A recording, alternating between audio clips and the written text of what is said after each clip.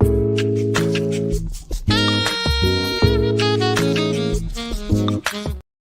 Friday. Welcome to the show. It is Sandy and Sean. Sandy Clough is off today. Nate Lundy is here. You can tell football season is upon us because I've got papers and pens and phones and computers. And I've had so much coffee already today. Good. That's a good thing. Let's do this. Yeah, there's why is my forehead so shiny? Well, it's you're fine. You're next to me. All you see is glare. I think this is the first time I've actually done a show. You haven't done anything in the studio. At the studio. Sports studio. This is fun. It's pretty yeah. I like this. Pretty cherry over here. But it's really like we got to get some. Can they do a matte finish on my face? Look at this, y'all. Like an Instagram filter. See this? Like a TikTok. This is filter. Like Peyton Manning up in this. Yeah. Well, wow. Better for you. Mine just doesn't stop. It just keeps going this direction. So maybe I need to put there's a helmet around here somewhere. I know. I saw it. One of those old helmets. We have that old Colorado Crush helmet. That's right. In the office. We do. Which, by the way, is used, right? I mean, it looks like it's been dinged up a little bit. It's been dinged up. I mean, either that or Doug was like ramming himself into the walls or something. Frustrated and like banging that around. No, this is really cool. I like this. Except right here. Right. Well, Danny got it. Oh yeah, put it up here. Oh, here we go. Everyone will wonder what year we're broadcasting from. Okay, it'll be fun. Check this out. First of all, holy cow, little dusty. This thing is covered in dust. We might want to. Has this been in Aniello's office? Is that where this has been? Dude, clean your office, there you go. Man. Just to get that and then put it on your forehead and then all the shiny goes away. Of course, you'd be covered in dust. Yeah, that's true. But actually, it would work. We're going to let this occupy the first segment just blocking your computer of the program. Sean, first of all, I want to give a big shout out. I was not here to be able to participate with you at camp yesterday. Yeah. I want to give a shout out to our friends at Food Bank of the Rockies. Yesterday was their annual golf tournament, right? Which takes place at the sanctuary. And just a huge hat tip to them for putting on yet again an amazing event, as they always do. One of my favorite organizations in all of Colorado, helping out families and kids throughout our community that are food insecure and need the help. We raised a ton of money yesterday, had a great round of golf without actually baking like we have been. It was a nice day at training camp. I was thinking about that. So I'm sorry that I was not able to enjoy training camp with everybody yesterday, but that was for a great cause. And I want to thank everybody that made the time to be out there. And like I said, a huge hat tip to Chelsea and Ava and Aaron and everybody at the food bank for putting on yet again another great event, and to Rudy Zeppitz, who runs the sanctuary on behalf of Dave and Gail Linegar. Say that 3 times fast. And they did a great job yesterday. So I just wanted to give a quick shout and a quick thank you for them, because they allow myself and you and Mile High Sports to be a part of that event. For me personally, this is my 15th year of being a part of it. And so I just wanted to give a quick shout out here at the beginning of the show, because it really was a great event. And I'm so proud to be a part of it. Yeah, I couldn't go on to 10. I think it's my 7th in being a part of that as well. But no, unfortunately, you had some camp to talk about. I had to be on a different plot of green grass. And I imagine that the groundskeepers at the sanctuary appreciated that. Well, probably so. Although the only difference is there's not like mule deer and elk poop out at the Broncos facility. Nope, just grasshoppers. Just grasshoppers. A couple of snakes, by the way. Not gonna lie. Saw one personally. That's where they live. I was like, I don't really care about that ball anymore. Yep. I'm not chasing that one into the rough. Yeah, that's kind of the way you do, like in Florida. They go by the alligator, and you're like, that's a drop. We're just going to ignore that and move on. Yeah. Instead, we saw a very good catch is Devon Vele, one of the guys we had the chance to talk about, right in front of where the Mile High Sports tent is, out at training camp. We sit at the end of the end zone on the field closest to the Broncos administrative building. Vele has been one of the guys that has basically, as they say, popped, flashed, whatever your term is, virtually every single day. And I had a chance earlier in the week to talk with Cody Roark about the receiving room. And Cody, I think, is correct when you're talking about a lot of talent in there. That talent needs to turn into production. But Cody's assumption was a guy like Vele was probably ticketed for the practice squad because there's so much talent. I pushed back on that and said, I think he's done too much and is too interesting. And as an older rookie, he's 26, I think NFL teams may look at the size and the age and say, this is a grown man who's going to be able to step in and adjust. I think after yesterday, after he made an Odell Beckham type of one-handed grab while blanketed in the corner of the end zone, that's probably it. And it does kind of reveal, and I appreciate the Broncos being there, but it is kind of funny the way things work because where we're at, obviously you can't video or film the majority of practice. There's about a 10-minute period where you can take pictures and then you have to shut it all off, which is fine. That's the way it's always been. But it's interesting to see what the NFL will do with that over time because, of course, there's 3,500 people on the berm watching the practice. Correct. Those are fans. They can they're posting their phones stuff left and right. They can practice. They can take videos and photos and they left and right. So with the Broncos, idea was maybe we can hide this sort of thing by not having the media show it so much for that because the fans take pictures of it everywhere and it goes all over the place too. But the Broncos depth chart came out earlier this week. You can all but ignore it for the most part because Sean Payton because I did. Yeah, full Bill Parcells. All the rookies ended up at the tail end of the depth chart, no matter what. I assure you that Bo Nix is not behind Zach Wilson on the depth chart. I assure you that he will come into the game before Zach Wilson comes into the game on Sunday. So ignore some of that. They did the usual or Jonas Griffith or Cody Barton as the starter at inside linebacker, Damari Mathis or Riley Moss starting opposite Pat Surtain in the cornerback role. And that's only because Levi Wallace, who is listed on the depth chart as second, is not likely to play because he's missed. As far as I'm concerned, they took the names, injuries. They put them on those like 22-sided dice, and they just rolled them on the ground, and they went, okay, there we go. First team, second team. Ooh, look, it's a tie. Yeah. Ignore case in point, Riley Dixon or Trenton Gill as your punter. The one place where our Ted is you can see Riley Dixon all day because Riley Dixon, as Nate has been out there as well, basically just kicks at us for the majority of the practice, just directly kicks at us. And to be able to explain what Sean is describing, he talked about the fact that we were right there at the end zone.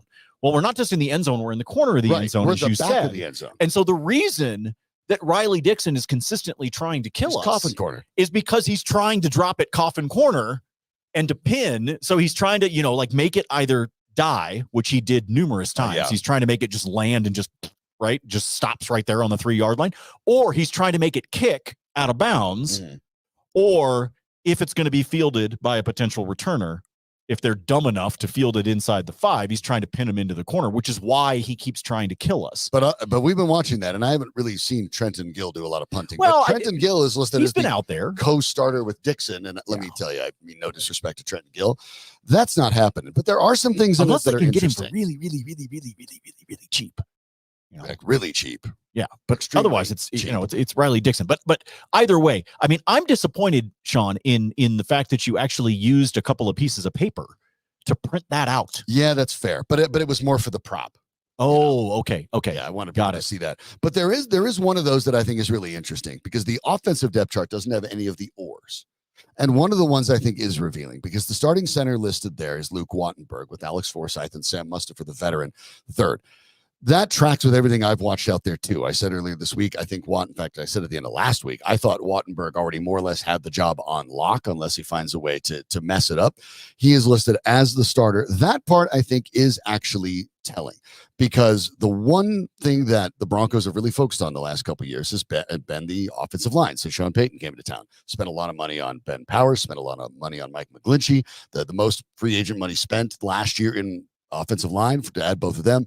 They now up Quinn Miners. That kicks in 2026 to a $20 million a year deal. Garrett Bowles is the highest paid player on the Denver Broncos right now. And filling in center is the new spot. We talked to, you were there. We brought in Super Bowl champion Ryan Harris, who, by the way, will be on the call for the second preseason game a week from now against the Packers.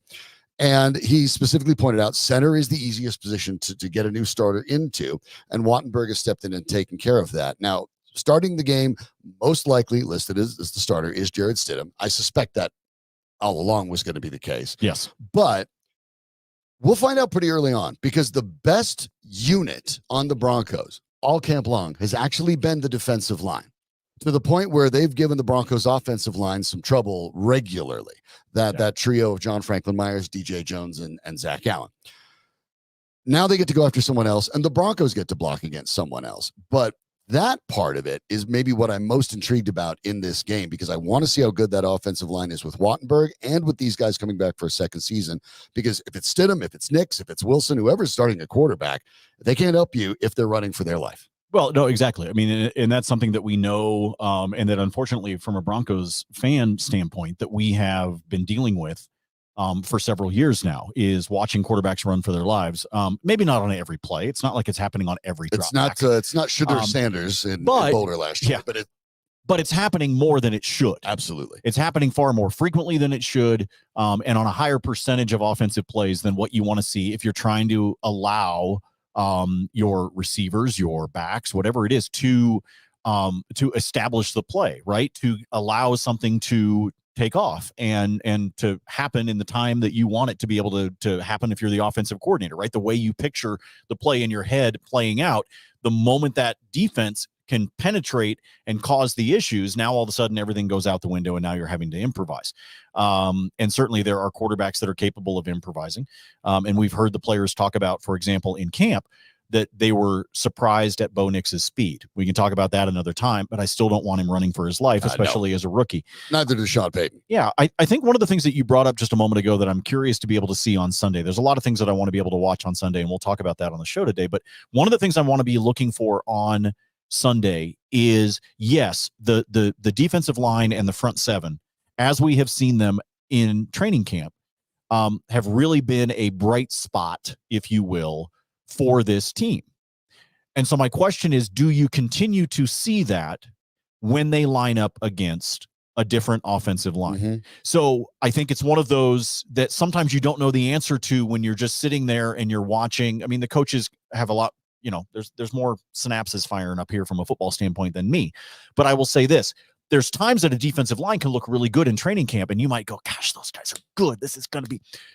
But is it because they're good, or is it because the offensive line is not performing at the level that they should be? And that's the challenge, I think, right now for this coaching staff. And that is what I think we want to see out of the first preseason game. Priority number one on Sunday is health, right? Get everybody to come out. Was it the Lions that lost one of their reserve offensive linemen last night, I believe? Yeah. To an MCL, I think is what they're reporting. And the Broncos have already lost their reserve offensive lineman, precisely, Bailey, to a broken fibula for so you want health is the most important thing, Sean, right, to come out of Sunday. But the second one is, if there are any of those little tiny questions where it's like, all right, is the defensive line that good, or is the offensive line porous and has some places to be able to pick up? Well, we're going to find out, right? You're going to pick up on some of that at least on Sunday. So as you focus in and we talk about the offensive line and we talk about the center, or we talk about the matchup that the defensive line has been able to do out at Broncos Park, powered by Common Spirit, over the course of the last 2 weeks, you really want to know which way the seesaw is leaning, right? Which way the scales are tipped. And that's one of the values of preseason. It's one of the hard things to take away from camp, because when you think about when you're at camp and you're looking at plays and you see a great would-be sack for a quarterback, sure, or a really good run where you block and you get through guys. As Nate's pointing out, part of the challenge is that you can't necessarily delineate, and you'll see it with quarterbacks. A quarterback throws an interception, quarterback throws a touchdown. Well, you're going against your own guys. So it doesn't happen in a vacuum. In any of those plays during practice or during training camp, that's the question. Is a receiver really doing well, or is the coverage subpar? Is a quarterback making a really good throw, or is the receiver bailing him out, or is the coverage bad and there's a broken play?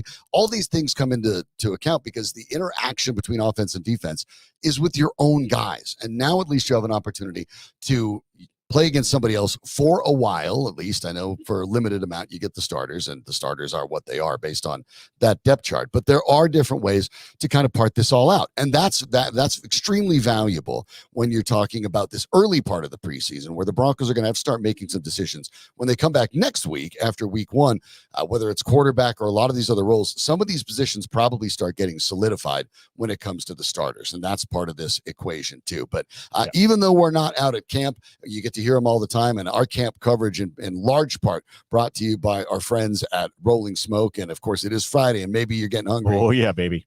Let them know. Yeah, absolutely. So, Rolling Smoke Barbecue, they've been sponsoring all of our training camp coverage, and that's obviously part of what we're doing right now, even though we are in studio. Now, some of that is because the Broncos have an odd schedule today before they get ready to go out to Indianapolis. And frankly, this final practice before they go. There's some plays there that they don't want to. Yeah, there's a lot. So it made more sense for us to be here in studio. But Rolling Smoke Barbecue is, in fact, one of our great sponsors, not only of Sandy and Sean, but of all the coverage that we do at training camp. And if you're not familiar, you need to get familiar. I think it's the best barbecue in town. 4 locations that you can check out anytime you want. Aurora, you can find them in the Stanley Marketplace. If down in Centennial, you find them at the corner of Dry Creek and University, right across the street from Arapahoe High School, as a matter of fact. They're in the Golden Mill there in Golden, and they just opened a new location up in Wheat Ridge. All 4 of those. Plus, if you're headed out to Red Rocks for a show, maybe you're going to go see Mountain Joy tonight. I don't know. If you're headed out there, make sure you stop by up on the upper platform there at the top of Red Rocks. You'll get your steps in, but you can get some of the best barbecue right there at Red Rocks as well. So don't settle for, a bag of popcorn or something like that. And I love me some popcorn, but I like me some barbecue a heck of a lot more. You can find them online, by the way, at rollingsmokebbq.com, and that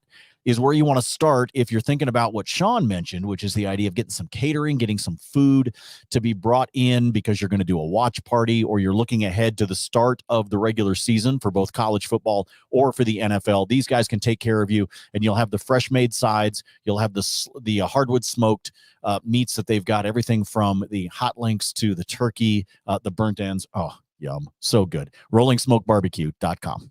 Well, we'll look at some of that matchup here in this game, and not necessarily about the way that the Broncos will necessarily win or lose. We'll talk more about that. We have some preseason bets for you that Nate put together. If you'd like to take part in that. Degenerates will bet on everything. Betting on preseason football, I worry about you sometimes, Nate, but I know people do it. You might as well get some good advice. But there are Broncos that have a lot to prove. And really, again, the result of the game doesn't really matter. And one of the reasons, and I'll get ahead of this, because the Broncos wrap up training camp next week. They'll do it with the joint practice with the Packers. Many, many years ago, I had a chance to briefly talk to Kyle Shanahan, and he had mentioned that this is the way it was really going to go. The coaches get more out of these than they do the preseason games, and I'll explain why that is. It's obvious, right? Because in the preseason game, if you want to see, let's say, Bo Nix and the first-team offense in a red zone scenario, that has to come up organically within the game. And it may not, and it may not come up with all the guys at the right time, right? In fact, it's likely not to in a preseason likely not game. To happen. But in a joint practice, the 2 coaches can go, hey, we wanted to do red zone plays. Can we do 10 and you do 10? Both coaches just kind of say, yep, let's do it. And you get in the exact work you want. So when you think about the NFL going forward to 18 games, which will happen, they will cut one of those preseason games, which will happen.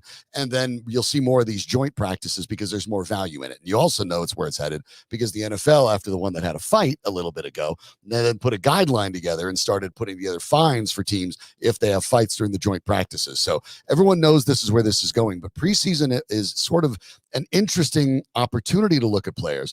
But again, you have to look at the situation, and you don't have a lot of control over that. But obviously, Bo Nix is the player the Broncos are going to look at the most, and the fans are curious about the most. Now, we get that. But I want to look at a couple others. Talked about Luke Wattenberg on the line. Talked about Powers and McGlinchey on the line. But let's look at a guy that we think we know, who I haven't had a chance to see very much, and that would be Javonte Williams, who's lost 10 to 15 pounds, looks more explosive. We talked about these running backs, you and I did earlier in the week, that the top 4 all have different skill sets. Estime, the rookie, is more of a power guy. McLaughlin, a change of pace guy. Piro, kind of a jack of all trades. Certainly their best pass blocker. Gives you a lot of opportunities there. But I am curious to see if Javonte Williams has gotten some of that explosiveness back, because unfortunately for him, and I think it's injury-driven, last year, not only did he look subpar, but he wore down really badly and was actually a worse than average NFL running back. He can't look like that again with guys like Blake Watson in camp, with the idea that you have 3 other backs already that you could discuss. Javonte Williams, I don't think, is necessarily pushing for a job on this team because of the body of work and the work he's put in. But the idea that he's going to be the frontline starter and everyone else fills in behind him, unless he looks a lot better, I'm not entirely convinced that's the case. No, I agree with you. And he did have obviously a subpar season. And he was rushed back from injury. I think we all understand that. Yeah, I agree with that. But at the same time, I think we need to see what kind of explosiveness that he can bring back. I think you need to see him on the field in some different scenarios. And to your point, like, there's only so much of that that you can control, right? I mean, that's where some of the joint practice a week from today against the Packers will come into play. But yeah, they need to figure out, is this guy, ready to be back at NFL energy level? and to have the right cut and to have the kinds of things that got him 4.5 yards a carry back in 2021, and catching the ball out of the backfield. So I think they need to find out what they have with him, and most importantly, how the other pieces fit together, because there is talent within the running backs. There is, as you said, very specific chess pieces amongst the four of them that can do different things on the board and on the field. And until you see that in action, including with Estime, as much as you and I have talked about him over the last 2 weeks, you need to see all of that in actual form and in action to know for certain what you have. And I think some of that will come up against the Colts this weekend, but I'm very curious to see how much they try to push it, right? If you have concerns about potential injury with Javonte Williams, do you push him because you want to find out whether or not he's good? Right. Or do you take your pedal off, or your foot off the gas, off the pedal, by the time the second quarter rolls around, because you don't want to risk it? And that, to me, is a big question. And that comes down to the coaches and what they're trying to prove to themselves as well as to the player. Yeah, and so far, everything looks good. He looks really good. But, yeah, you want to see it happen. And all the rookies, obviously, Estime, we talked about Devon Vele earlier, see if these guys making a little noise. But maybe the most important, I wouldn't say battle, because Adam Troutman is the starter at tight end. And he's the starter at tight end, even though he's not explosive, because he does all the things that Sean Payton wants a tight end to do. But they would like more production. They would like more explosiveness. Greg Dulcich has been in the fans' radar since he was picked in the third round a couple of years ago. Looked good as a rookie. Injuries have held him back. He looks at least as healthy as he has in a while. And you want to see what he does. But creeping up behind him, undrafted Lucas Kroll, who last year didn't put up big numbers on the year, but looked pretty promising. One of the guys that Cody Roark really likes a lot and thinks could pop. I do think that Kroll and Dulcich are in a legitimate battle to see who will get the second most snaps behind Troutman and be the receiving tight end, the guy that they hope can be an end zone target and can also be the kind of guy that they can use on those seam routes in the middle here and there.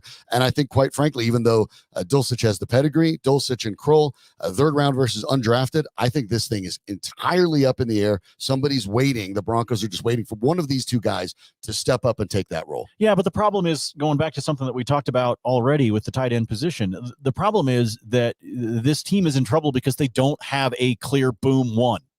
No, they're still in trouble. And I'm not trying to take anything away from Kroll or Dulcich. I think that they can be contributors, but I don't think either of these guys is a wow, here is your number one tight end. Well, and they don't block well enough to start. They don't block well enough to take Troutman's job. So I know that it's one of these things that everybody's looking at, but I'm still not, it's not a position I can get excited about.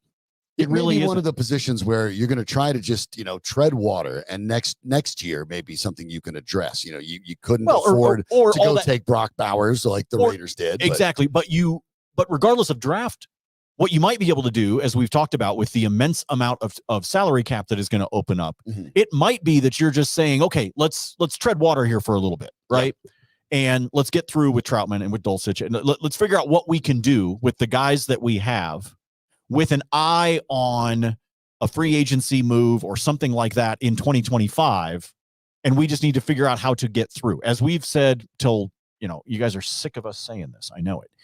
But this is a 2-year process. It is. So not everything's going to happen in year one. And one of those things, much to my frustration, I've expressed this many times, is the tight end position. And I just need to sort of accept the fact that I'm going to watch really, really talented tight ends in the NFL, and none of them are going to be wearing orange and blue. Yeah, and the problem is a few of the really good ones are going to be in the AFC West that the Broncos are going to have to face a couple times as well. And Nate's point is very good. It is a 2-year process, and this is not year 2. Sean Payton's year 2, but of this process, this is year 1, because deciding about everything with Russell Wilson and then clearing out the salary, moving on from Justin Simmons, moving on from Jerry Jeudy. Basically, after last season, Sean Payton cut away from the players he didn't want anymore, even though they're players that are familiar to Broncos fans. So this is year 1 of that 2-year rebuilding process. The Broncos are really hoping to make noise around the 2026 season. That's the objective. That's when Miner's contract kicks in. That's when all the dead money rolls off. And so they're building at this point. On the defensive side of the ball, we know that Levi Wallace will probably miss the game. Brandon Jones will probably miss the game, both with hamstring injuries, both veterans. No need to play them. On top of that, you need to know what you have. Damari Mathis and Riley Moss listed on the depth chart as co-number 1s. Obviously, I expect them both to play.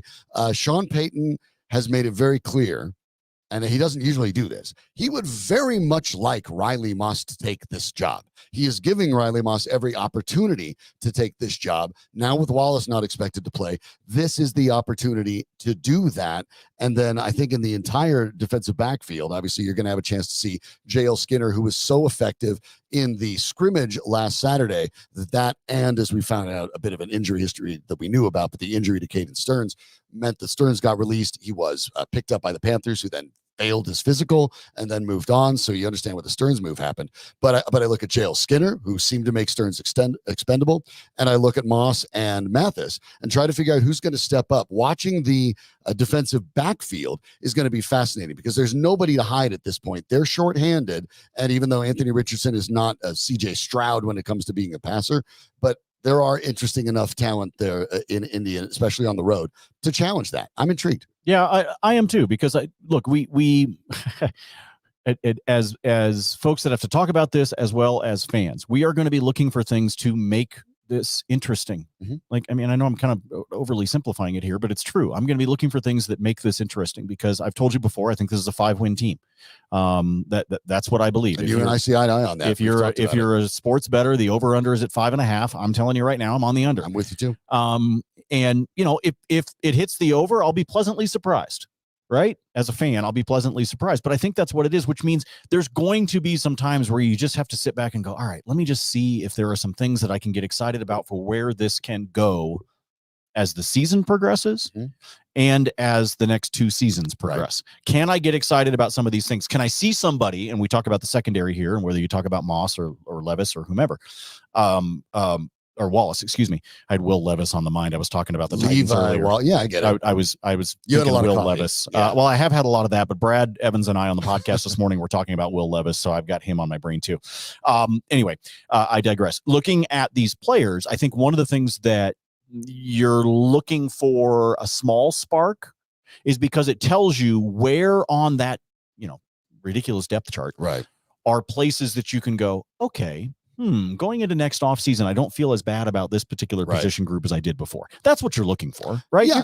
You're looking for little sparks. I'm not looking for somebody to break out and be this like unbelievable, holy cow, we didn't see that coming type of person. Yeah, right? I don't even want to see, it would be great, but I'm not looking at Riley Moss and going, wow, he needs to look like Sauce Gardner. Right. What I want to see is Riley Moss can be one of your 4 top cornerbacks for the next 4 or 5 years. Remember, that's what I want to see. Remember what we already talked about once, and that is part of what we're looking at is, can I have enough defensive skill on the opposite side of Pat Surtain that a quarterback cannot just simply throw away from Pat for 60 minutes? Right. That's what we're looking for. We don't necessarily need, to your point, I don't need Pat Surtain on one side and Sauce Gardner on the other. As nice as that would be, believe me. What I need is enough presence opposite Surtain to recognize that the quarterback can't just close off part of the field and then pick on the other side the entire time. Right. Basically, in layman's terms, where's Pat? He's there. All right, I'm going to throw it over there. Right, exactly, and then that's obviously something the Broncos want because it makes you a little more, it makes the offense at least a little more predictable. Well, we'll look at some of these preseason games. The games start. I should say they started already, but they'll keep going tonight. We got games tonight, Saturday, Sunday. If you want to go away from the Olympics and watch glorified practice games, Nate has some advice for you. But I want to remind you too, if you're thinking about your health and you're thinking about your health your way, let me tell you a little bit about our friends at Constitute Health, because their goal is for you to optimize your health your way. Everybody is different. Everybody has different needs, and everybody has different health goals. It depends on where you are as an age, at your age, if you're a man or a woman, whether you have health conditions or you don't. There are all sorts of different things that you want to do with your health that may not be a fit for anyone else. And that all starts with blood work. And at Constitute Health, they work with LabCorp and other partners. So there are thousands, literally 2,000 locations nationwide in which you can get your blood drawn, and there's usually one within 15 minutes of where you are. So you can get your blood drawn, you get it to Constitute Health, and then they work on a one-on-one basis with you. After they get the blood work, they give you the results. They're transparent with that. They let you know what their concerns are. You let you know what your concerns are, and then you come together and work on a plan to reach the goal that you want. Maybe that goal is weight loss. Maybe that goal is better sleep. Maybe that goal is better energy throughout the day. All of these things are possible You start with the blood work and you work with them to work on a different regimen that will make things work best for you.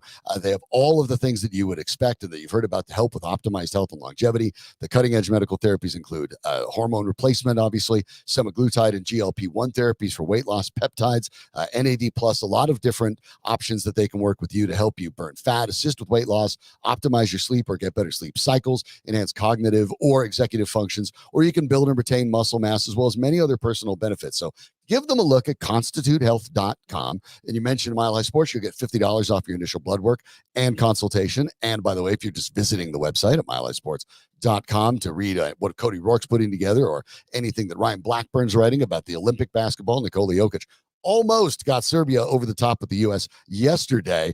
You can go check out the link right there. There's a link for Constitute Health. Just click it, and the $50 bargain will already be in the bank for you. So it only costs a little bit of time and a little bit of money to find out about your individual health. So take control of your individual health with your friends at Constitute Health. Check them out at constitutehealth.com. The preseason moves on, and of course, we'll talk about the Denver Broncos and how we may want to bet it if you want to get into that world there, Nate. But the first one you looked at tonight, Ravens at Eagles. Yes. And one of the preseason games in which I think there's some intrigue because these are contending teams going against one each other. Yeah, it's an intriguing one, but here's why it caught my eye from a betting standpoint. And yes, I'm a fool and I bet on some of the NFL preseason games. I think I'm just happy that football entertainment. Yeah, I know that all it is a football-like substance. Yes, that's what but I'm still happy that it's back. I'm not going to lie, and I apologize if you're watching on the camera. I keep getting distracted over here because the women's 4x100 final just completed.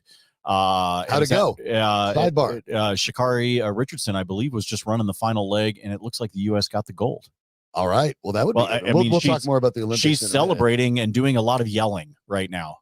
So I'm going to say both yes, of the sprints, the women's 4x100, obviously just completed. The men's will be a little bit later, two of the showcase events of the Olympics. Anyway, I think they did. They're all hugging, and like I said, Sha'Carri Richardson is screaming a lot, but like in a good way. Yeah. Yeah, oh, here we go. We're coming down the stretch. We're coming down the stretch. Tight. She looked over it. She pulled an Usain Bolt. She looked over at the racer from Great Britain and was like, gotcha. Yep.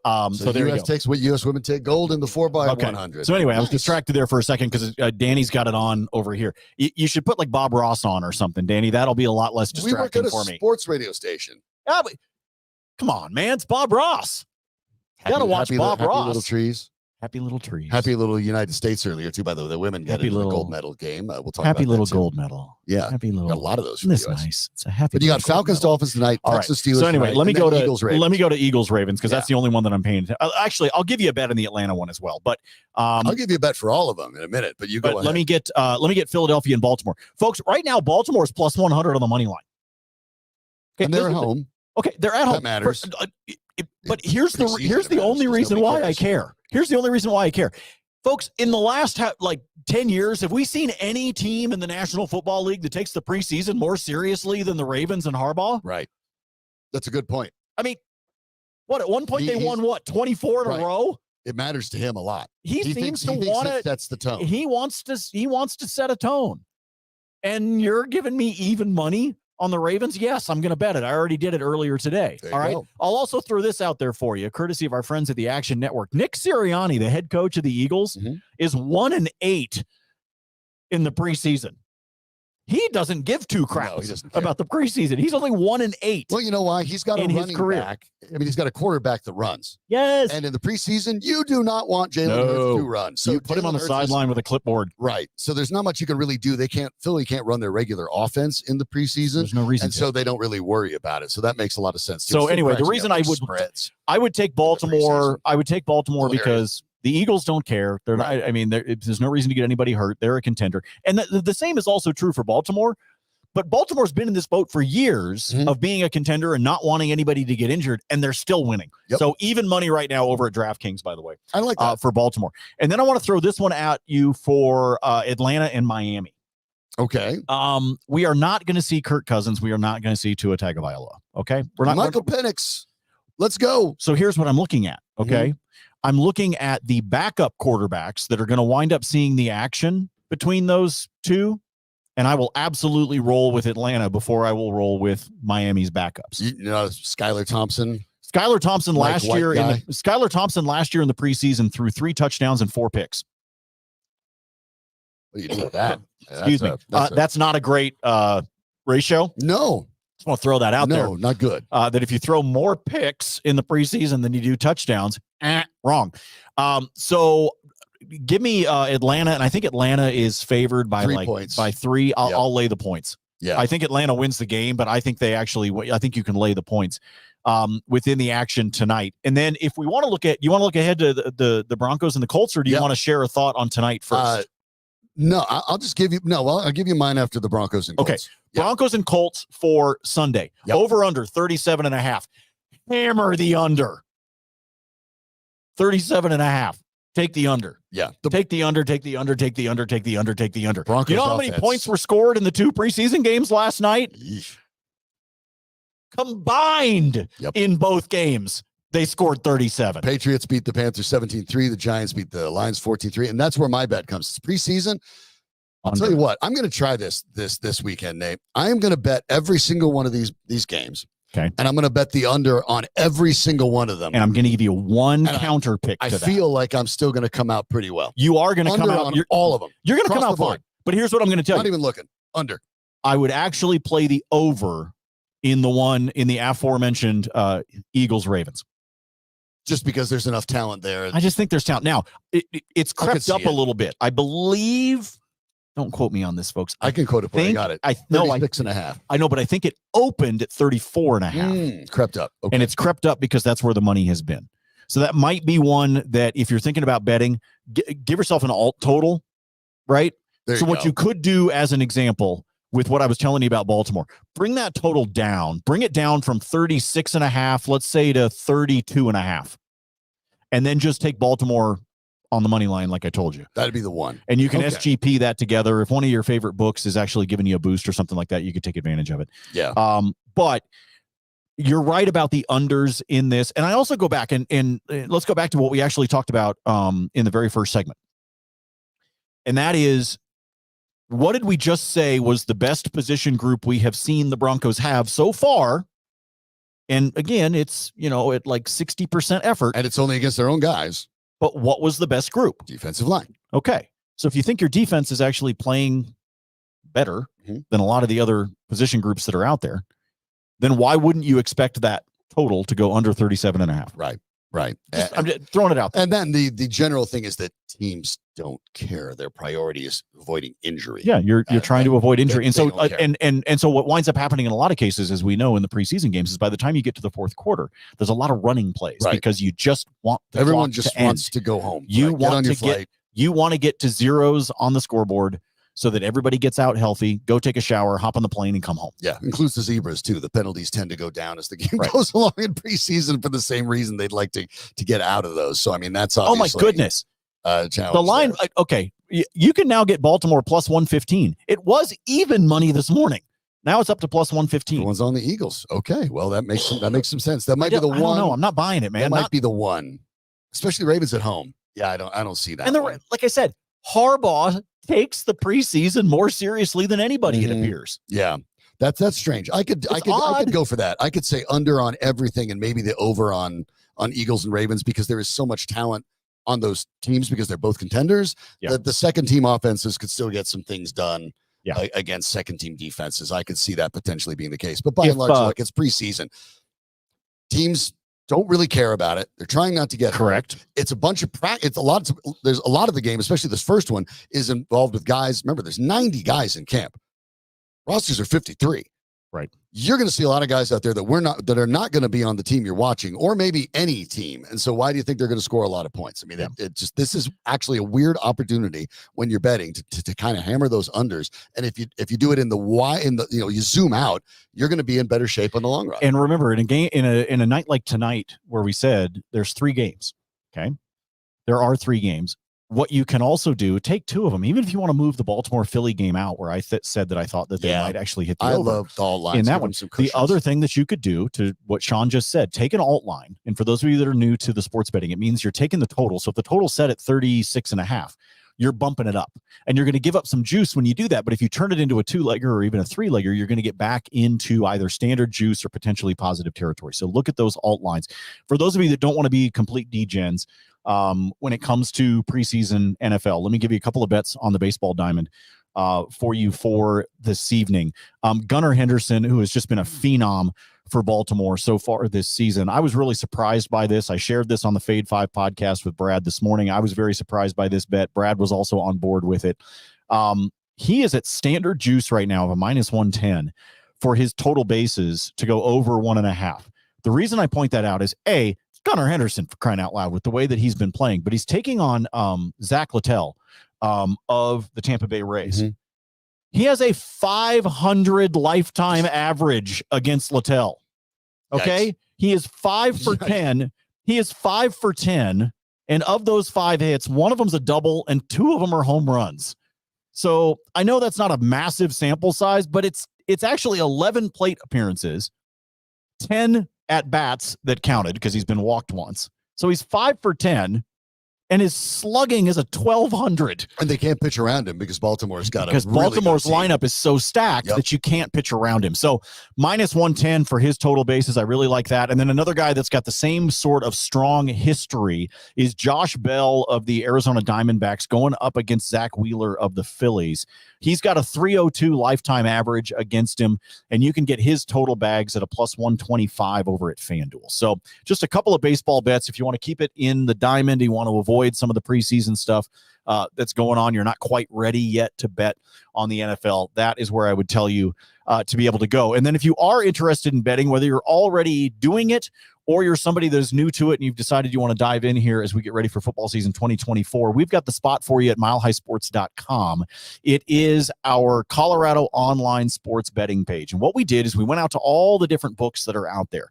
Doesn't matter who it is. Could be Fanatics, could be Bet365, could be DraftKings, FanDuel, Caesars, BetMGM, you name it. We know there are books galore that are out there right now, okay? But what we did is we recognized that all these guys do different promotions, different sign-up bonuses, all these different things that they do. So we put it all on one page for you. So if you go to the website, milehighsports.com, and you tap on the Colorado Online Sports Betting page, you will see right there all of the sign-up bonuses listed. And so one of the things you can do is, A, if you're new, look for the one that appeals to you the most, the one that makes sense to you, your budget, whatever it is that you want to do. Or if you're somebody that has been playing, let's say, exclusively with one book, maybe you're a big fan of Caesars, you're a big fan of BetMGM, whatever it is, and you're like, you know what? Let me try somebody else out.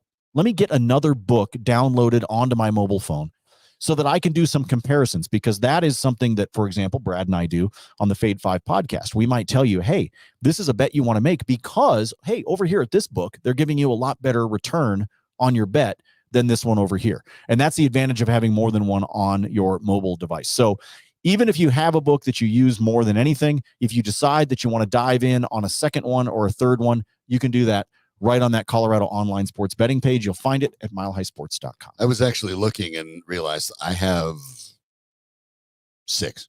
Same. Okay. I do too. Yeah. I do too. And it's because what I'm doing is maximize the deals. Well, it's because I'm shopping around. Right. Okay. Right. I mean, I'm looking lines and you maximize your deals. I'm looking for, if there's something I feel strongly about, and I can go from, let's say there's somebody that's got it at -110 and there's somebody else that has it at +100. Well, why wouldn't you take that extra 10 cents? Takes it better for you. You absolutely should take the better one. And that's part of why we talk about the different books. I'm not trying to turn you all into degens, okay?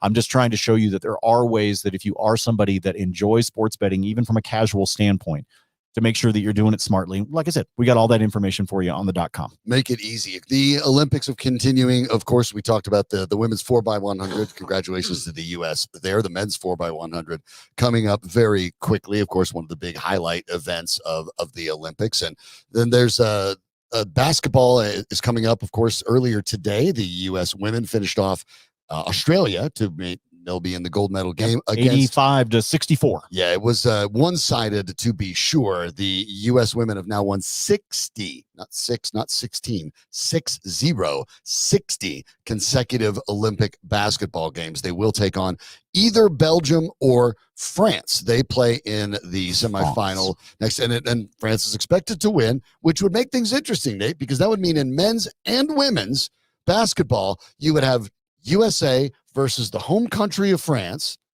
That would be fascinating. I would love to see that. I was really looking forward to Serbia versus France. I'm not going to lie. I was kind of hoping Serbia could pull the upset. I know I'm even wearing a Team USA soccer jersey. Oh, that's totally un-American of you, Lundy. You're just. I love the underdogs. Me too. All right, especially in the Olympics. A little bit of chaos, right? I love underdogs. Was it Saint Lucia's sprinter? Yes, winning the very first gold medal for and the who was it? Was it who won last night that I was watching from Africa? The runner. Oh, from Botswana. Botswana, thank you. Right.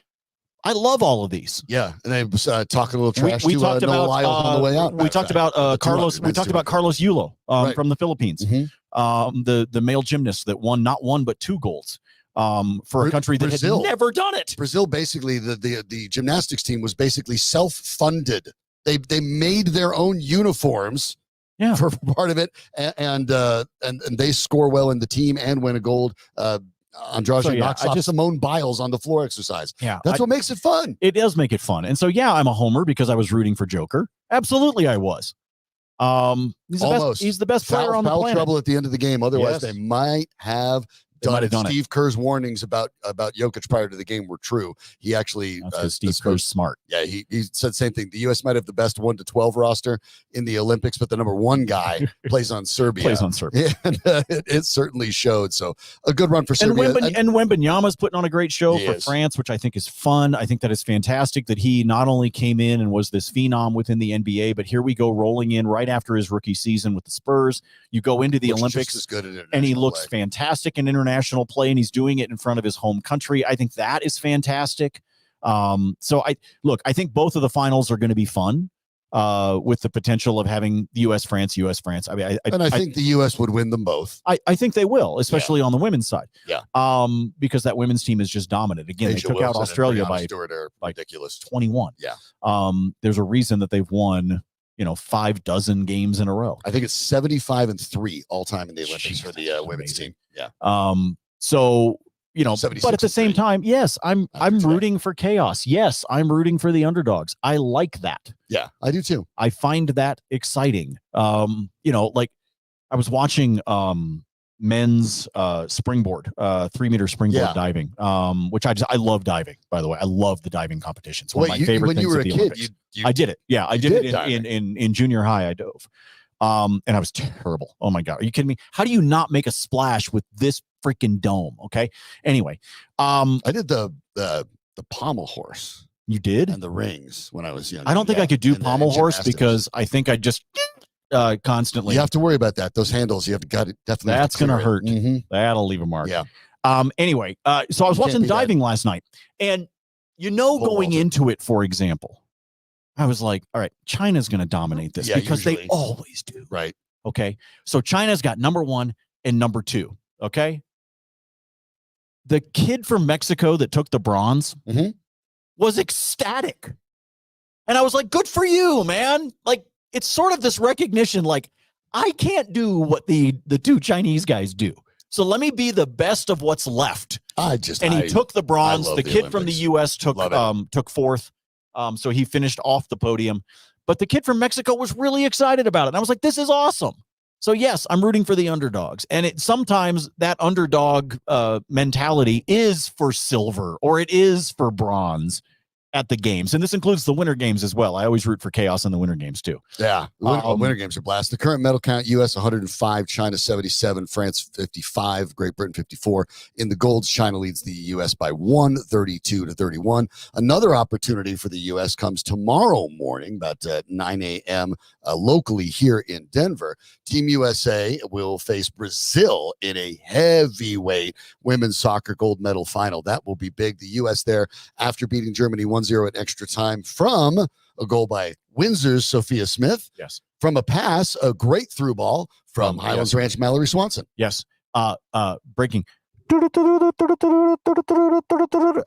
news. Okay. Canada has taken the gold in the men's 4x100.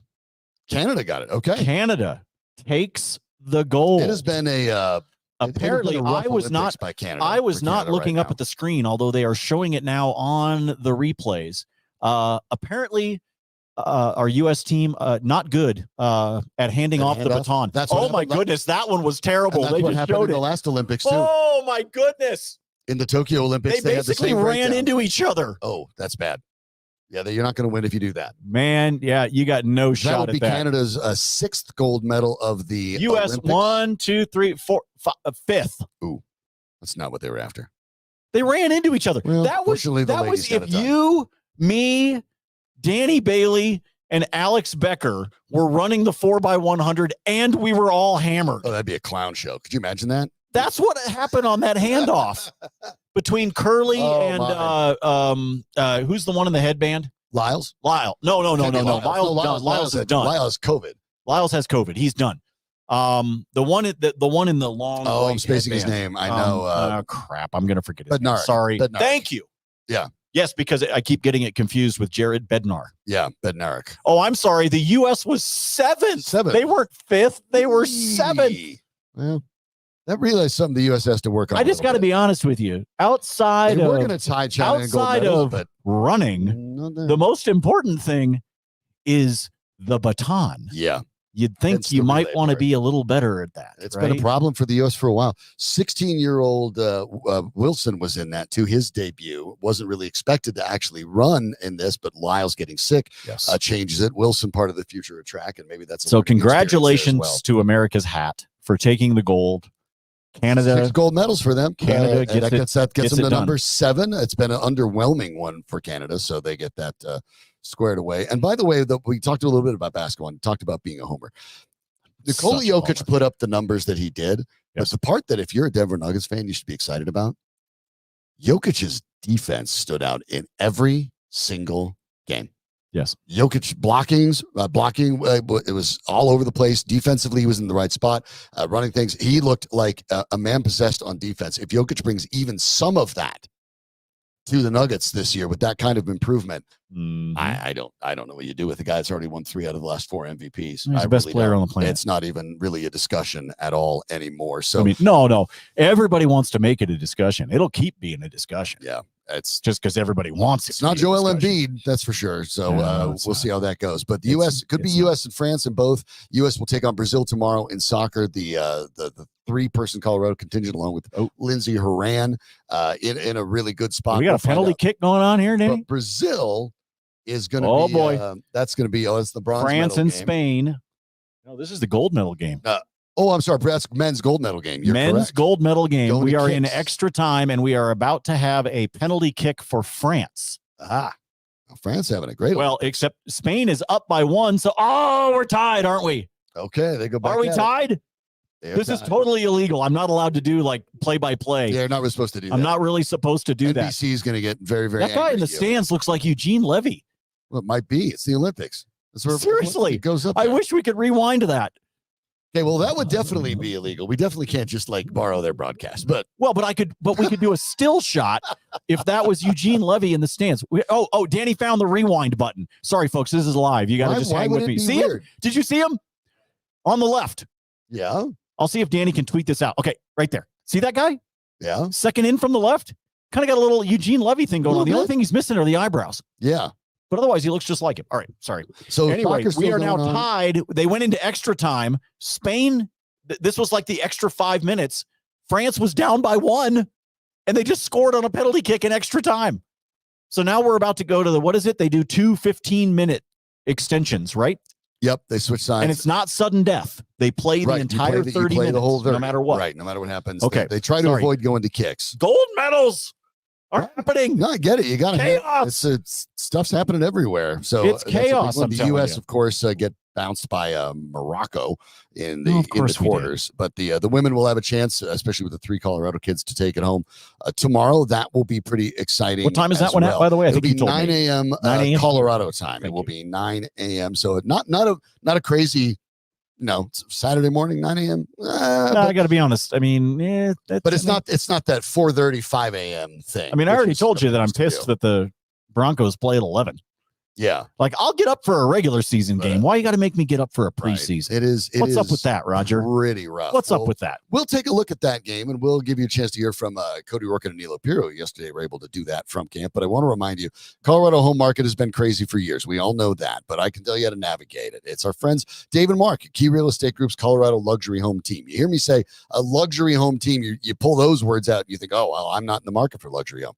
You don't have to be. You can be. That's great. But condos to castles, the point of the luxury home team isn't the home. It's the service. It's that one-on-one high-end luxury service that you get whether you're buying or selling from our friends at Key. You need experts that know Colorado's market. That's pretty hard to do, obviously. That knows how to ride all these highs and lows. And it means you need two things in particular: experience and stability. Well, Key Real Estate Group's as steady as it gets. They're a privately held company. You're not dealing with one of those big companies that hand you off to whatever agent you get. You get them. And they've spent 25 years in this exact same office. Not only is that stable, that's proof that they know their real estate. Inventory is still low around the Denver metro area, so homes that are priced right still sell fast. So let Dave and Mark give you a free valuation. And now that summer's here, folks are already looking. They're out and about every single weekend, soccer game or not, basketball game or not. So there's no reason to wait. Let Dave and Mark represent you to make sure that you're getting everything you deserve. If you're looking to sell your home, it's the most valuable asset you may ever own. You want to make sure you can maximize it. So call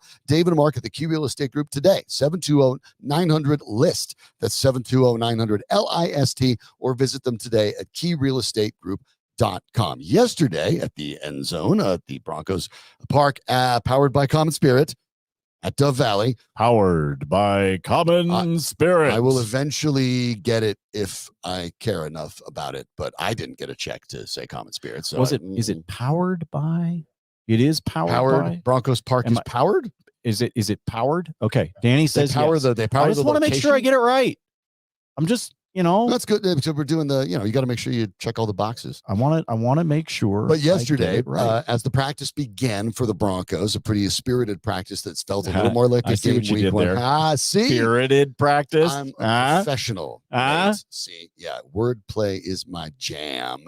But Aniello and Cody had a chance to break down what they thought would happen in the game. We'll let you hear what they said yesterday, and Nate and I will come back with our thoughts next.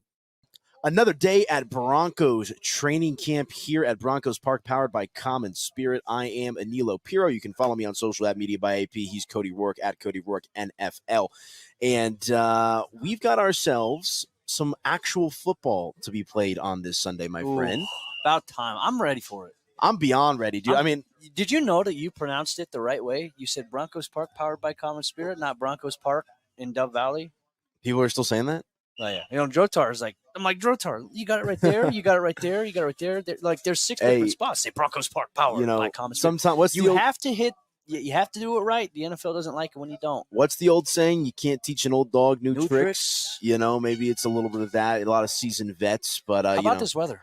I love it. I'm not going to lie. It has me a little, I don't want to say tired, but when the sun's not shining, like when it's all overcast, it's relaxed. I feel relaxed. I actually do. I woke up, I got the coffee. I'm probably going to go home, maybe make some tea later, maybe a little fuff for dinner. A cup of tea, mate. I don't know, man. I don't know, bro. But bro. Let's talk about this Denver Broncos preseason game. The first time, because here's the thing, Cody. I think you can only learn so much from the training camp period, right? Yeah. Going up against the other guys day after day after day. I look at training camp more so, it's funny because the first 2 days of training camp were called the acclimation period, but I really view the body of work at training camp as really just an acclimation and a ramp up to what will eventually be the regular season. But I'm excited for this first preseason game. Take a look at the formations, take a look at the comfort level, take a look at the understanding of how this team wants to operate moving forward. What are your overarching thoughts for the Denver Broncos as they enter into this preseason game? I would say you're not going to see a lot of the stuff we're going to see in the regular season. I think a lot of what Denver's doing, they've been going through the install process the last couple of weeks. Like they're going back to things that they installed in the spring, second down, third down. But then they start adding, more plays to those install packages, and it's just reiteration of that. But it's like these things here are like the foundational pieces of what they plan to do offensively, defensively. You're not going to see an ultra aggressive defense in the sense you're going to see all the blitz packages that Vance Joseph's going to throw out this season. You're not going to see all the different passing concepts that Sean Payton's going to do, but you're going to see the base stuff.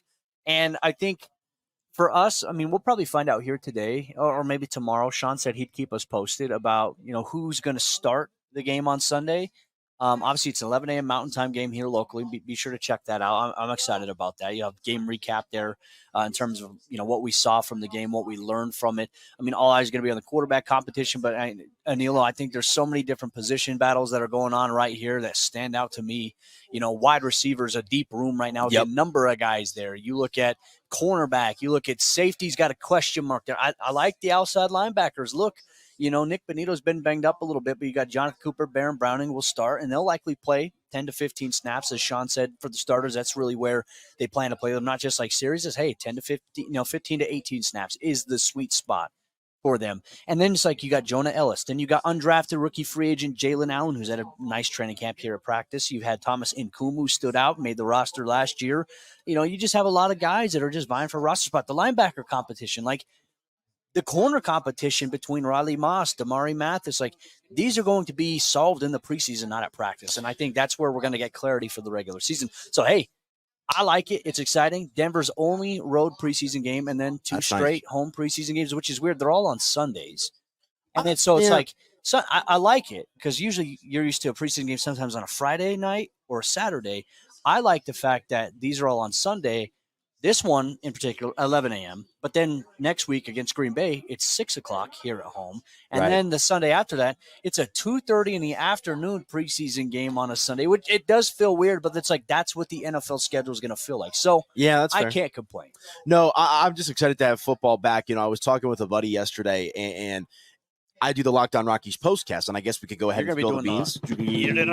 Locked On Broncos postcast will be hosted by yours truly. Really excited to be, working in with my guy Cody Roark, who does the standard Locked On Broncos podcast. I'll be doing the postcast, so you'll get your standard Locked show with Cody. Denver Sports Channel on YouTube. Let's go. Fast TV, Roku, wherever you get your. Well, and that's what I was going to say though. Is I'm excited about the 11 o'clock start because it kind of just gets you back into that football mindset. And when I was talking about with a buddy, is after the trade deadline in Major League Baseball and after the All-Star game, right? Like now we are truly in the dog days of summer of the sports calendar. We're in the middle of training camp. So, the early training camp buzz is kind of worn off. Nobody cares about the preseason. It's kind of grasping for something. Baseball, there's not much going on. We're in the middle of that slog before we get to the postseason. I guess we've got the Olympics as well, but like this is the dog days of summer. So I'm excited to get some football back. You mean to tell me I can now switch my FanDuel ad read to football talk now? Yeah. Let me ask you this, though. You used the word foundational earlier. How much different do you think the foundation of what the Broncos are going to be working with this season? No Russell Wilson, no Justin Simmons on defense, arguably your two biggest leaders. How different of a look do you think we'll see the Broncos in this preseason game, maybe say compared to last year? Well, I think foundationally on the offense, you mentioned Russell Wilson. Like it was Sean last year kind of going half and half, like half of what Sean wants to do versus like half, like the stuff that Russ is good at. Like it's trying to blend those two together and didn't necessarily mesh as well. Here, you were seeing exactly what Sean Payton wants from how his offense is operated, how the quarterbacks run the system. I think it is going to be different there. Defensively, you mentioned it. Hard to replace a guy like Justin Simmons.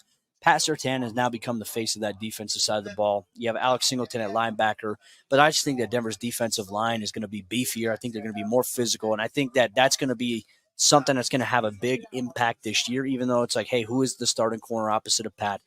Can Brandon Jones, who they signed in free agency, can he stay healthy? He's dealing with the hamstring. He's on the side field. He's been jogging. He's been ramping things up, and from what I know is the hope is that he can maybe be back next week for joint practices against the Packers before the game. If not, they're going to just try to get him to the regular season. But in the meantime, they're getting a lot of looks at JL Skinner, Devin Key, and I think those are some good looks for them to be had there. But the defense is going to be different, for sure. But I also think you're going to see a more confident defense than what we saw last year. There's a lot of good pieces. Jaquan McMillan is going to become, I think, one of those faces of the defense alongside Pat. Man, he has had a terrific camp. I can't oversell it enough. Like, he has been that good, been sticky in coverage. I'm just so excited to see, like, this is a young team, AP. This is a very, very young team. And Sean Payton likes that. Like, it's, maybe a little bit different than what Sean's been accustomed to over the course of his career. He's always had a lot of veterans on a lot of his teams. You got really good veterans here. Don't get me wrong. But now you have young guys who you can mold and develop into what you want for your team. And I think that's an exciting thing to follow. No, and I like it too, because I feel like, Sean Payton spent so long in New Orleans kind of doing things one way. I feel like when you come to an organization, like the Broncos that have really lacked an identity for close to a decade now. It's kind of hard to believe. I mean, it's 2024. The Broncos won the Super Bowl 50 was that 15-16 season. And, I like the idea of kind of tearing it down to build it back up, right? Because we know that what's been happening with the Broncos the last few seasons has been nothing short of it's always fallen short of expectations of what this fan base has for them. And so for Sean Payton to kind of wipe the slate clean, all right, now Russell Wilson's out of here. I think we all miss Justin Simmons, but I think at the end of the day, Sean Payton wants to build things with a blank slate, and I can't hate on him for that. So I think you see a lot of those young players, which I think makes for a lot of excitement because you get to see this thing develop. You get to see how he nurtures this roster and hopefully how it blossoms over the next 2 to 3 seasons. Well, and like if the fan base has been paying attention, look, and I echo this sentiment. I understand the fan base is impatient. They want to win now. Trust me, Sean wants to win now, but they're at a point where they have so many young guys on this roster that Sean has come out and said, Greg Penner and George Payton, they've all come out in a unified stance and have said that we like the young players that we have. Right. Our goal to build this team is not going to be to go out and spend a lot of money in free agency every year. It's to draft players and develop them. He said, every once in a while we may have to spend, in free agency at a position, but ideally our goal and our belief is to build this team through the draft. And you know what that requires? Time. It requires patience. It requires,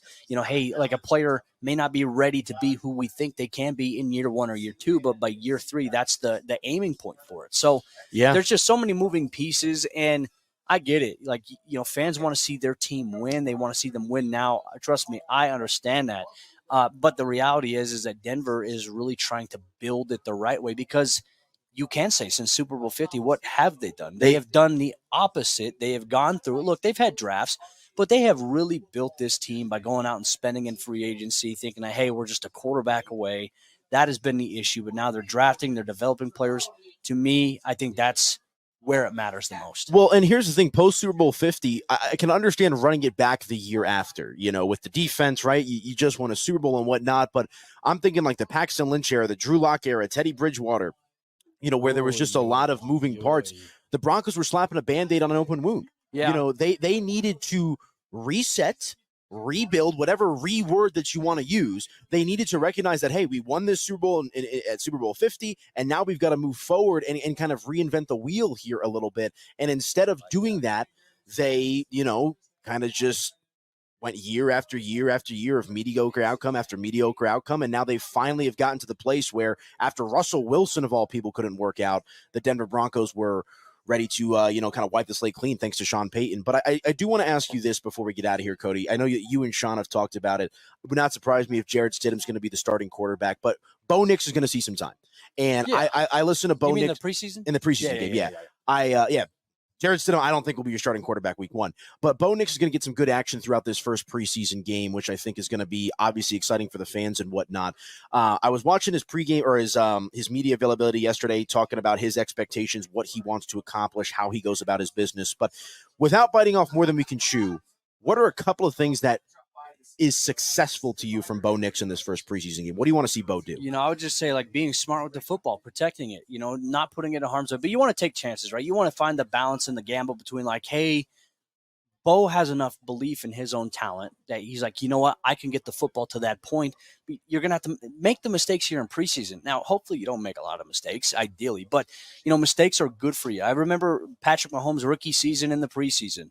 What did he do? He threw nothing but picks, and everybody in Kansas City was freaking out because, like, this is the guy we drafted. Like, you got to make mistakes, and you got to, like Sean said too, Sean's not so worried about these guys, like, taking risks. He says, he said, you're going to make mistakes, but we want to correct the mistakes and then carry it over into the next week, so on and so forth. So I do think that is maybe something we'll keep an eye on here as we go about. But for Bo, just play clean, play loose. Like, he's out here, and I tell you what, he plays with confidence, right? And you can see it. Thought he had a really good day yesterday. The Broncos offense in general, there was a third down period. They didn't have a lot of success against pressure. But in these other periods, he moved the ball well, had great angles on his throws, led receivers in the right spot. So he's got that confidence, swagger to him. And I'm excited to see, hey, go out there and let it fly a little bit. And then, everything else will take care of itself. Yeah, absolutely. One more for you. We're chatting with Cody Roark. Be sure to follow him on Twitter and social media at Cody Roark NFL. You wrote a story for MileHighSports.com before training camp, kind of talking about the three big things that you wanted to see, one of which was the quarterback competition, the longevity of it. We've seen Zach Wilson get eliminated from that. The running back room. I know Aniello is another one. How's Javonte Williams going to bounce back? And I believe your third point was something along the lines of the defensive continuity and not replacing Justin Simmons, but moving forward with the defense as a unit. How have you seen those three things progress throughout training camp? And give me a couple of things that you want to see beyond the quarterbacks the Broncos do well during this preseason. I would say those three things have kind of like played out in front of our eyes here at camp. Javonte looks great. The quarterback, I think Jarrett Stidham and Bo Nix have really done a good job of pushing each other, and both guys are performing well. So that's nice to see there. That's progressing. And then the third one, obviously, in terms of the defense, you are seeing new faces get opportunities to step up. And, there's still some questions there, but it's like, all right, hey, we're starting to see the vision kind of play out a little bit. I'd say going forward here throughout the preseason, if I had to pinpoint anything, it would be, can they stay healthy, right? Which is good because they've done a really good job so far staying healthy. You want to maintain and keep building on that. There's that, but also just like, what do some of these young guys look like? I'm so excited. Like some of these rookies, like Devon Vele's had a tremendous training camp. Right. I want to see him ball out in the preseason. I think he makes the 53. Like an early on prediction here, first. I think he makes the 53-man roster because of all the intangibles he brings to the table. Look, he's 27 years old. That don't matter. He's out there, big body, big catch radius, very, very disciplined, and quarterbacks went after him several times yesterday. So they've obviously developed a little bit of trust in number 81. So that's what I'm looking forward to seeing. It's going to be exciting. First preseason game for the Denver Broncos coming up this Sunday against the Indianapolis Colts. Be sure to check out milehighsports.com for all of your coverage, not just of the Broncos. We've got the Nuggets, we've got the Rockies, we've got the Avalanche, but our guy Cody Roark is going to have you taken care of on the Broncos side of things at milehighsports.com. And debuting this weekend, the Locked On Broncos postcast, where you can find on the standard audio feed of the Locked On Broncos podcast. But if you want to watch me talking about the Broncos after the game, make sure to subscribe to the Locked On Sports Denver YouTube channel. And I will say this, Aniello's postcast goes up immediately after the game ends, and then you'll get myself a little bit later on in the evening recapping, breaking it down. So a lot of exciting pieces there. Make sure you check it out. Locked On Sports Denver. It'll be a good time. All right, Cody Roark, get out to work, and milehighsports.com for all of your Broncos coverage. We'll see how this preseason game shakes out. Thanks to Aniello and Cody from yesterday to break all that down, despite the fact that I think they called us old dogs. Yeah, right? But I mean, if it walks like a duck, talks like a duck, I'm just saying. I mean, with experience comes wisdom. There's some value in that. But does it? Well, it should. Okay. At least it's supposed to if you're doing it right. But when we look at this game for the Denver Broncos, my wife would dispute that one. Just saying. I'm just saying. Age, wisdom. I understand that those are supposed to go together. Yeah. But sometimes not so much. It's not always the case. The Broncos will take on the Colts this Sunday at 11 a.m. out in Indianapolis. Jarrett Stidham expected to be the starter. It would actually be weird if he wasn't. Bo Nix is listed on the depth chart as third. Believe me, he's not. And when we take a look at some of these things, Nate, what do you think we'll see, and what do you want to see? First and foremost, as always, we talk about this. I just want to see everybody healthy. Right. I want to see people come out the other side healthy. That's absolutely vital. Especially for a team that, I mean, it's vital for every team. All right. It's just as vital for the Chiefs as it is for the Patriots. Okay. We can take the top team. We can take the bottom team. It's just as vital for everybody. But I think that when you are a team in the situation that the Broncos are, where you are in some salary cap hell, self-inflicted, that you don't have a lot of flexibility, right? I mean, you know, if somebody gets hurt, you can go out and find somebody, but you're not sitting with some room to be able to maneuvers and things like that. So I think you just need to be able to come out healthy and be smart. You know, I want to see, even if it's against, you know, some of the guys that are likely to be cut and or practice squad.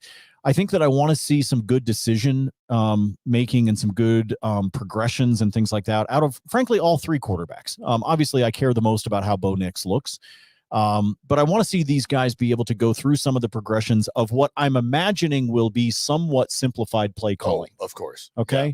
And so when you're sitting in that kind of a situation where the play calling is as simplified as what we expect, well, damn, man, you better be able to get through the certain steps or the certain progressions or the audibles at the line of scrimmage or whatever it might be, because as you get to the regular season and as you go through preseason game number 2 and then preseason game number 3, and then ultimately you get to the road game against Seattle, you're talking about a progression of things getting a little bit more complicated. So you sure as bleep better be able to get it right the first time.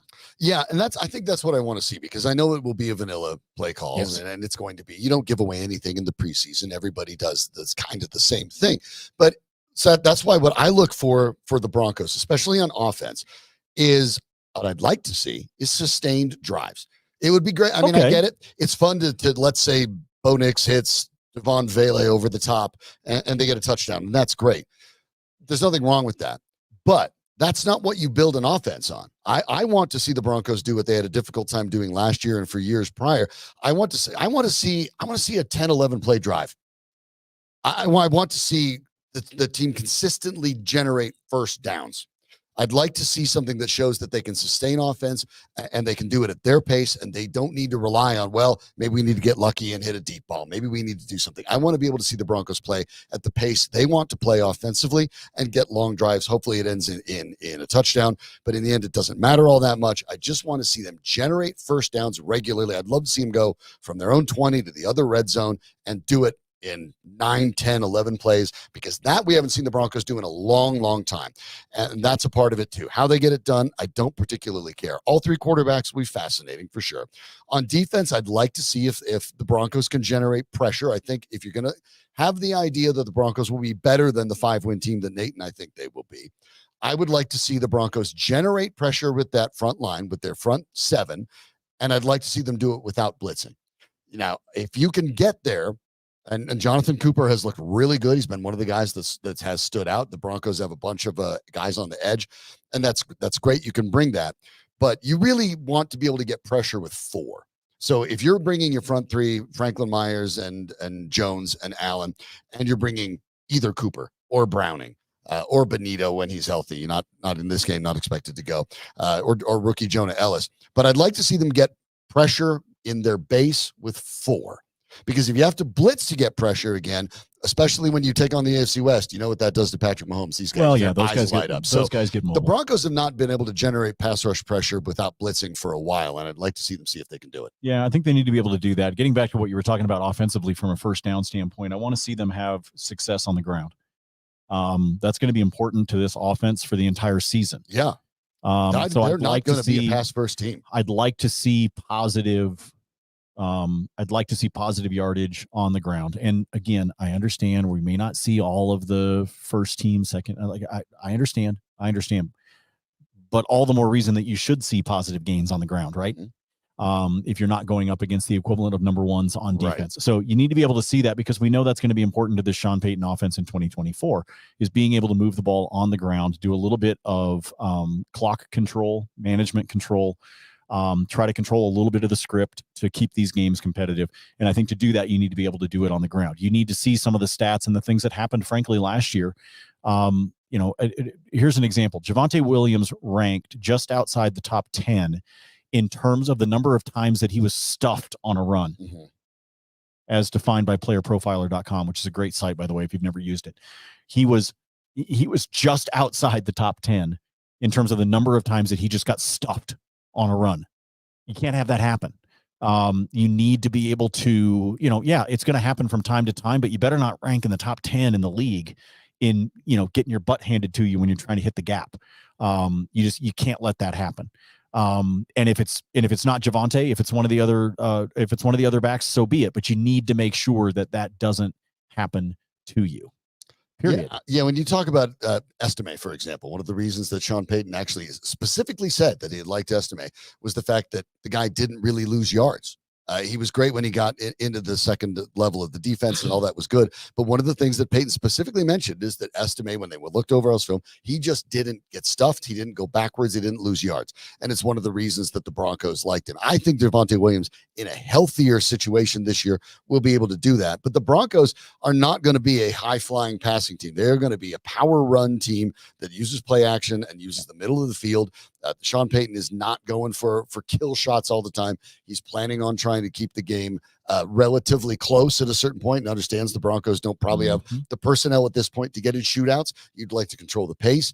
That doesn't have to happen in the first preseason game.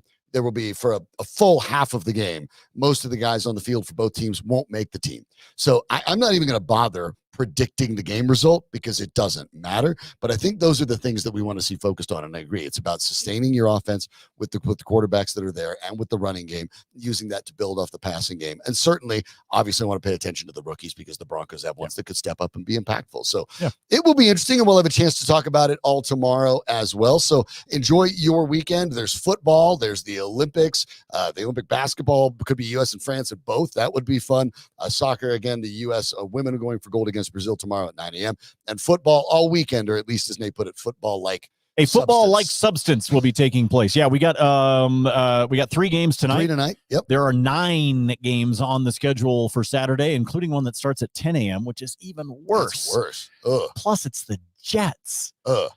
Blech. Yeah, I don't need to. I'll need it. I don't. Whatever yuck. random thing is on the Olympics, I'll watch that instead. It does not matter what it is. Look, I'm telling you, that's what makes the Olympics fun. Weird road cycling race. It's going to be better than watching the Jets. Celebrate all the things that you don't normally get to watch. Yep. That's what I like. If you're doing streaming and you miss stuff, I'll give you one. Kayak cross. Oh yeah, we talked about that earlier this week. That's Finished. A big one. Amazing. That's a big one. Have fun with that. Have fun with the preseason game.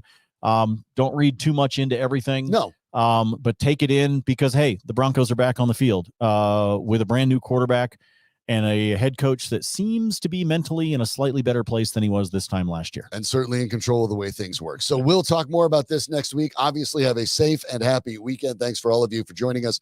Click and subscribe if you enjoyed. It'll give you more about it as well. Danny Bailey's the man behind the camera. He makes everything work. If you missed part of the show yesterday, you can actually see him. Danny came on camera for a little bit, first time. So, go back and check that one out. Awesome. See the very handsome Danny Bailey and realize why he's not on camera because he makes us look like chumps. But we can't do it without Danny. Thanks to Aniello, Piro, and Cody Roark for their contributions here yesterday at Broncos camp and their preview. He's Nate Lundy. I'm Sean Drotar. Keep it right here. This is Mile High Sports.